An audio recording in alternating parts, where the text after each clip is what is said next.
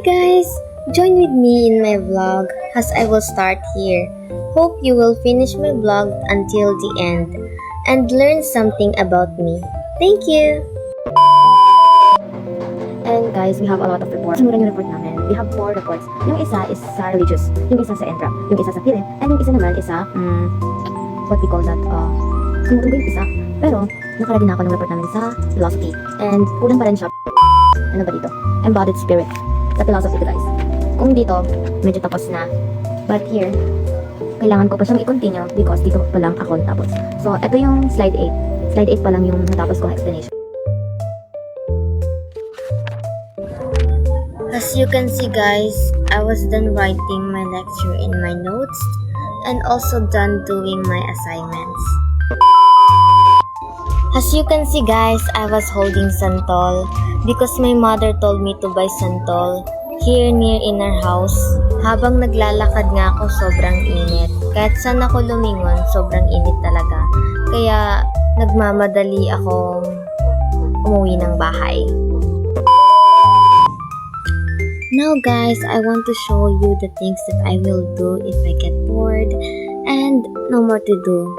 Ito lang naman, nagdo-drawing, kung ano-ano, at gumagawa ng mga bracelet.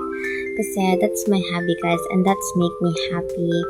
And the things that I can tell myself that this is me, this is who am I, and I am really happy because this is my hobby and I can do all the things that I want to do. That's all. Sa dami kong ginagawa is nakalimutan ko na kung anong oras na. And as you can see guys, 1:26 in the morning na nga at hindi pa ako natutulog dyan sa mga oras na yan.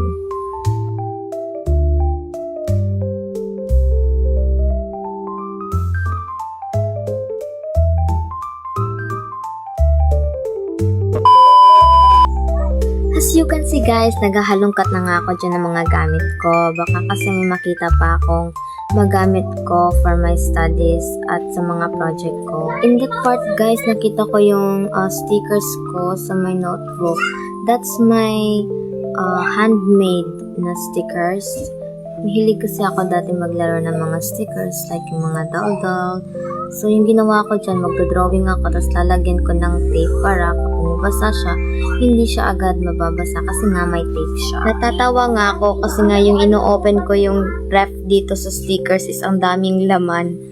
Mabuti pa yung ref ko dito sa stickers, madaming laman. Yung ref namin wala. Next ko namang nakita is yung old notebook ko kung saan ako nagdodrawing dati.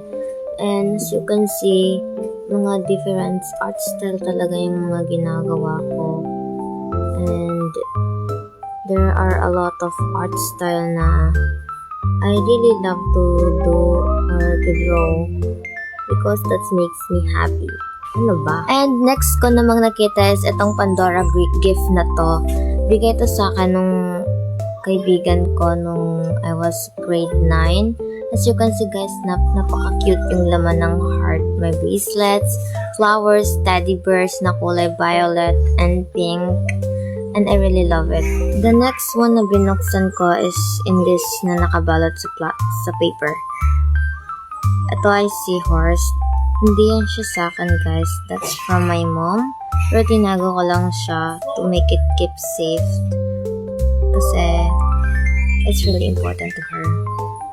And pinakita ko muna dyan yung binigay sa akin ng friend ko na dress style para sa aming dressmaking noon. Kaya tinago ko na lang din kasi hindi ko magagamit din siya.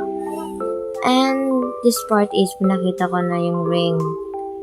Kita niya naman na sinukat ko siya at pinakita. And yeah, hindi siya kasya sa akin. That's from my mom din, pero tinago ko na lang since hindi niya naman din daw gagamitin. And next is Pandora.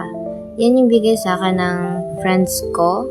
As you can see guys, may adjustment na siya.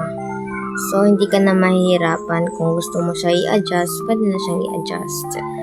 At sinauli ko na nga lahat dyan kasi nga i-arrange ko siya.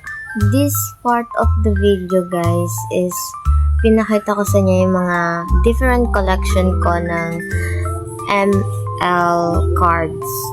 As you can see guys, hindi sa plastic pa siya. So it means hindi ko pa siya kinukuha sa plastic. I have a lot of character na meron akong collections.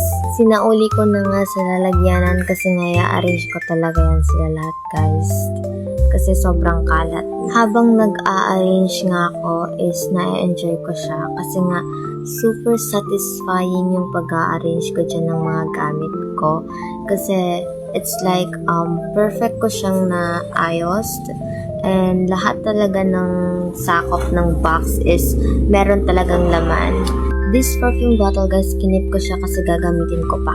And the last thing na i-arrange ko dito sa bag is this big plastic na nilagyan ko kung ano-anong gamit. That's masquerade, isinuot ko yan siya during socialization. And that 3 flowers is sa socialization din yan. Natanggap ko yan, galing din yan sa aking mga friends. They gave me flowers because sabi nila, I'm special to them. And that 1 flower is binigay din niya sa akin ng kaibigan ko during grade 9.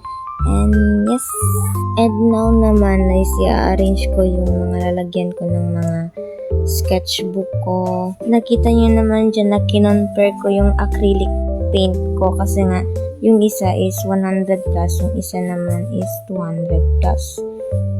So, ang mahal talaga na mga paint ngayon. So, isa-isa ko na nga talaga silang inalis sa bag. And as you can see guys is pinatignan ko nga sa inyo ang laman ng sketchbook ko. And napaka-different art style talaga yung mga ginagawa ko. And yung isa naman, yan yung old sketchbook ko. So, yan yung mga laman. Thank you for watching this video.